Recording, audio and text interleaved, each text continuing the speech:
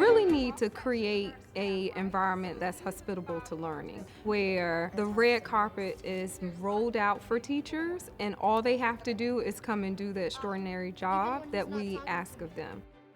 We try to create for all constituents, parents, children, teachers, an environment where everyone could contribute, everyone could be heard, and not feel left out. And that allows the work, and we are here for the work. Good morning. I love that.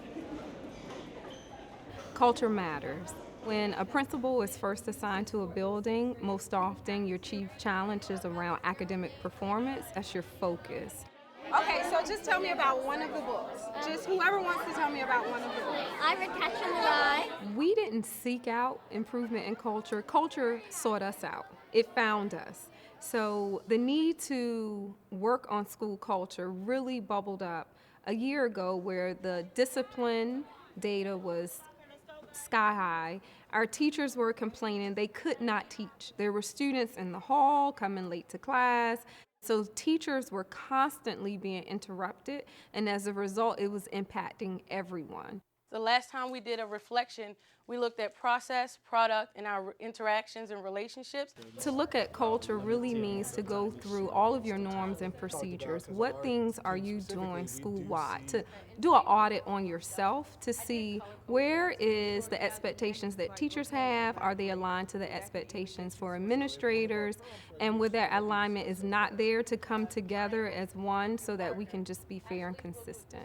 So I found that there was a misalignment across the board for adult expectations in the building. There was misalignment around classroom-based management practices, what teachers were expected to monitor and what administrators were expected to monitor. And so it kind of just hit us, and we knew that we had to do something different.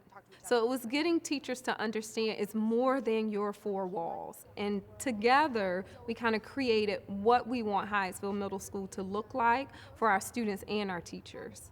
Success here at Hyattsville Middle School means you have to have the will, you have to put in the effort, and you have to be persistent. We realized that teachers were making some improvements around pedagogy and professional development, best practices, but those things really didn't matter if the students were misbehaving. We're thinking of one student in particular, and then we're going to create a web of things that we are actually going to put in place for that student. So that's how we got our start for the Cultural Responsibility Task Force. And the task force members consisted of teachers from all disciplines. We had guidance counselors, administrators, a security assistant was there, so a really good cross-section of the staff. Give him somebody that's gonna help him to kind of like bring up his self-esteem. Our Culture Climate Team meeting today was focused on looking at individual students on each team to diagnose kind of why those students are not being successful through the lens of our success equation. And their task was to come up with things that we're going to put in place or supports that that student may need in order for them to be successful. Happy to be in class, helping his peers, showing work on the board. The conversation would have been very different last year. We would not be talking about a success web. It would have strictly been about academic excellence and not so much about the culture side of it. And with him, this year, he couldn't be more different. We don't have any discipline incidents with him yet. Academically, he's still struggling, but we've put some things in place between administration, security, and his team. And so the assistant principal of culture was created for a few reasons. Number one, we needed consistency. And so the focus on consistency kind of took me that route to have one assistant principal that did all of our discipline, our school-wide discipline. Yeah. Being an assistant principal of culture, I feel as though the biggest impact that I make and where I spend most of my time is improving the level of respect between the teachers in the building, the staff in the building, and the students in the building. There were a number of things that contributed to the change of climate in the school. I think one of the big ones that we implemented this year was the uniform policy, which made a difference. You know, everybody knows the gold shirt is 6th grade, the blue shirt is 7th grade, and the black shirt's 8th grade. And many times the conversations I have with students are, what color shirt do you want to wear next year?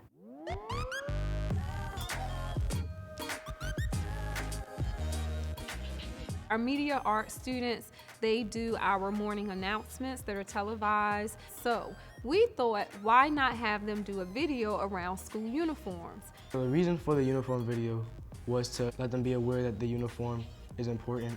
Uniforms make us equal because it makes everybody feel comfortable in a way because everybody's wearing the same thing. That level of respect goes up, the level of learning goes up, everything improves in the building.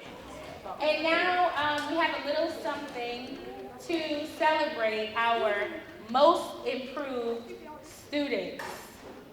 The celebrations are a huge help to see students celebrate because they're just the most improved regardless of what their grade is.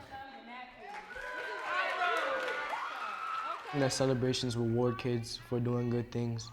And students who may not have been doing good in the past, when they realize the type of things that could come out of doing well in school, then they might want to boost the way they approach things in school as well. What were those 3 things we were looking for success?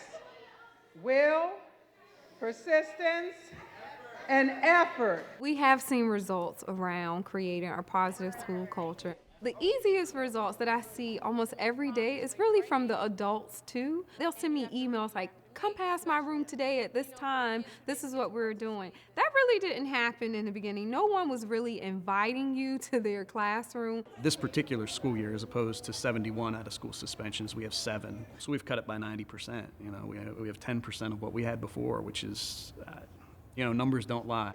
I can't believe that we're here and we all just want to stay here. Like, we don't want to go back to where we were. So whatever we need to do to keep it going, that's where we are. I want you to give yourselves a round of applause.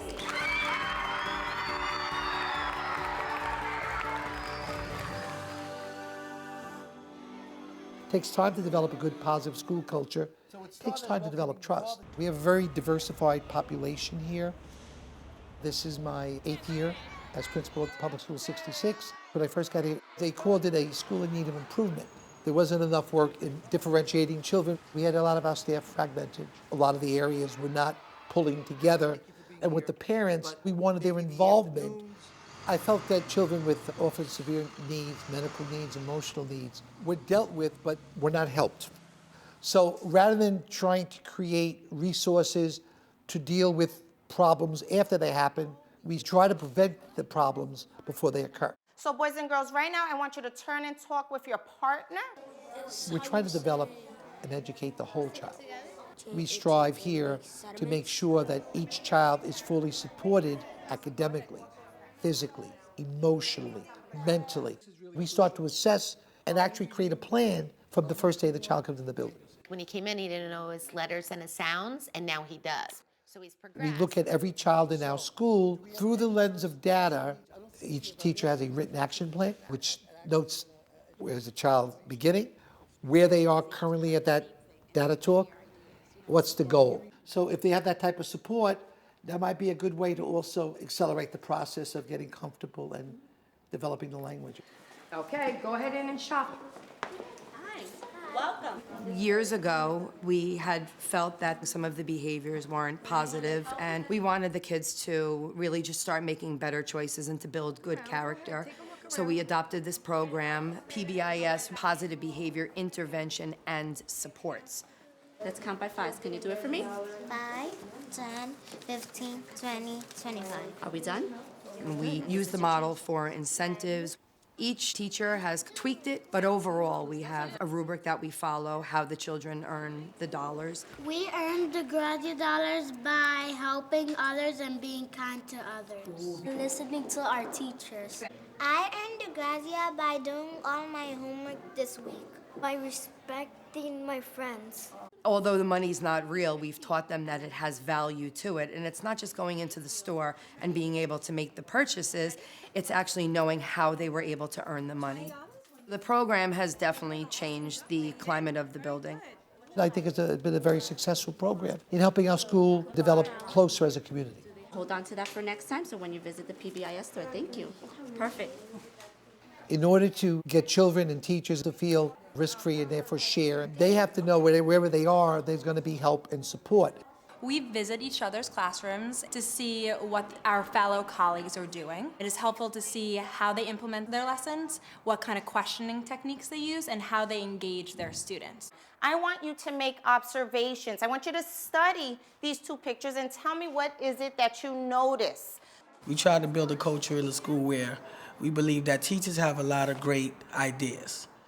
So what strategies did you see Shireen use that encouraged the discussion? It is a risk-free environment where we feel comfortable sharing our ideas about what the teacher did, and we don't make the teacher who showed us her lesson or his lesson feel uncomfortable. We make them feel that it is a natural process in teaching.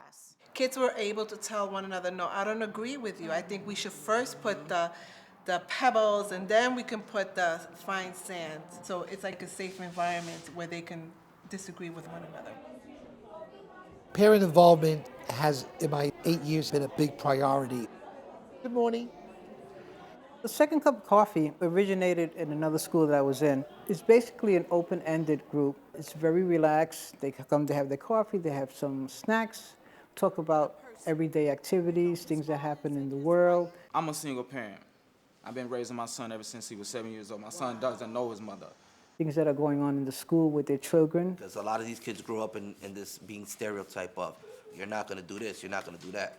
And it's up to us, the parents, to show them, like, no, you can do it. We actually talk about different issues within the school system and how we can try to better ourselves as parents, to try to initiate different programs or protocols to help the children within the school. Parents are aware that their voice is very important to us. It helps the climate of the school because it gives a sense of community, and the children feel that. My hypothesis is when we pour the water onto the pebbles, that it will break up into settlements and cause erosion. Excellent, sweetheart. It's important to sustain a positive learning culture, making sure that the systems are working and current. It's an ongoing process, and that takes time and that takes a lot of work, but the results of that are worth it.